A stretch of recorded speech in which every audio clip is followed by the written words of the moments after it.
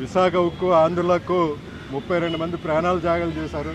26,000 ఎకరాలు రైతులు ఖాళీ చేసి 14,000 మంది నిర్వాసితులయ్యారనమాట. ఇటువంటి విశాఖ ఉక్కుని ప్రైవేటీకరణ చేయాలని చెప్పేసి ఆది నుంచి అనేక అడ్డంకులు వచ్చినప్పటికి కూడా స్టీల్ ప్లాంట్ కార్మికవర్గం ఆంధ్రప్రదేశ్లో ఉన్నటువంటి రాజకీయ పార్టీలు ఐక్య ఉద్యమాలు చేసి పెద్ద ఎత్తున నిర్మాణం జరిగింది.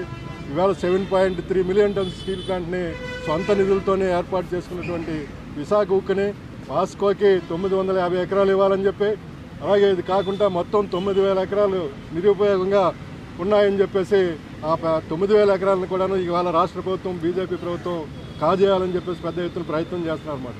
దీనికి వ్యతిరేకంగా 98లో కూడా అదే బీజేపీ ప్రభుత్వం పెద్ద ఎత్తున బీఎఫ్ఆర్కి సిక్ ఇండస్ట్రీ దీన్ని అమ్మాలని చెప్పేసి ఆ ప్రయత్నాన్ని తిప్పికొట్టగలిగింది ఆంధ్రప్రదేశ్ కార్మిక వర్గం కమ్యూనిస్ట్ పార్టీ మొత్తం అందరం కూడా తిప్పికొట్టగలిగాం అనమాట.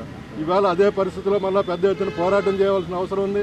ఎందుకంటే ఈవేళ పాస్కోని గుజరాత్లో కానీ ఒరిస్సాలో కానీ ఎక్కడ కూడా బెంగాల్లో కానీ రానివ్వలేదన్నమాట. ఇది ప్రధానంగా విశాఖ ఉక్కులోని ప్రవేశించడానికి కారణం ఏంటంటే విశాఖ ఉక్కుకి సముద్ర ఒడ్డున ఉంది, పోర్టు ఫెసిలిటీ ఉందని చెప్పేసి మరొక పోర్టుని నిర్మించడం కోసం అని చెప్పేసి పెద్ద ఎత్తున పాస్కో బీజేపీ గవర్నమెంట్ ప్రయత్నం చేస్తున్నారు. దానికి రాష్ట్ర ప్రభుత్వం కూడా సహకరిస్తుందన్నమాట. ఈవేళ రాష్ట్రంలోనే జగన్మోహన్ రెడ్డి గారు కడపలో ఫ్యాక్టరీ పెట్టాలని చెప్పేసి బ్రిటిష్ పిలిచాడు వారం రోజుల కిందట. అక్కడ ఎందుకు పాస్కో బ్రిటిష్కి అప్లై చేయలేదు? అక్కడ ఉన్న వసతులు ఉన్నాయి కదా, గనులు ఉన్నాయి కదా, అక్కడ ఎందుకు అప్లై చేయకుండా విశాఖ ఉక్కునే కాజేయాలని చెప్పేసి ఉన్నటువంటి సంస్థలు ఏవైతే ఉన్నాయో స్థలాలన్నింటినీ కూడా ప్రైవేటీకరణ చేయాలని చెప్పేసి ప్రైవేట్ ఆస్తులకు అమ్మాలంటున్నారు అన్నమాట. ఈవేళ మోడీ ప్రభుత్వం చేసినటువంటి బీజేపీ యొక్క లక్ష్యాల్లోనే ప్రధానంగా స్టీల్ ఇండస్ట్రీని మొత్తం అందరినీ కూడా డిస్ఇన్వెస్ట్మెంట్ చేయాలని చెప్పి జిందాల్కి అలాగే మిట్టల్కి అందరికీ కట్టబెట్టాలని చెప్పేసి ప్రయత్నం చేస్తున్నారు. గతంలో ఇందాక సత్యనారాయణమూర్తి గారు చెప్పారు, కాబట్టి బర్ధను నారాయణ రెడ్డి గారు పెద్ద ఎత్తున 4-5 సంవత్సరాలు పోరాటాలు చేసి అటువంటి వ్యతిరేకించిన పాస్కోని ఒప్పందాన్ని రద్దు చేసినటువంటి మళ్ళీ అదే ఫ్యాక్టరీ అదే స్థలాన్ని ఇవాళ జిందాల్కి కేటాయించారు ఒక కలం పోటుతోని బీజేపీ ప్రభుత్వం అనమాట. అక్కడ ఉన్నటువంటి ప్రభుత్వ రంగంలో నడిపిస్తున్న నీలాచల్ స్టీల్ ప్లాంట్ని పూర్తిగా మూసి అక్కడ కార్మికులందరికీ సుమారు 5 నెలల నుంచి 6 నెలల నుంచి జీతాలు కూడా లేనటువంటి పరిస్థితి అనమాట.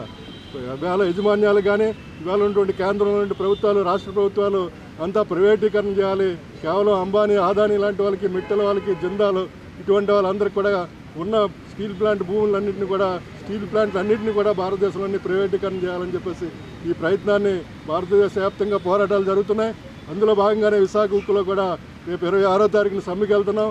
మళ్ళీ అవసరమైతే ఎన్ని రోజులు సమ్మెకైనా సరే విశాఖ ఉక్కు భూములను కాపాడడానికి పోరాటం చేస్తామని చెప్పేసి ఏఐటీసీగా తెలియజేస్తుంది.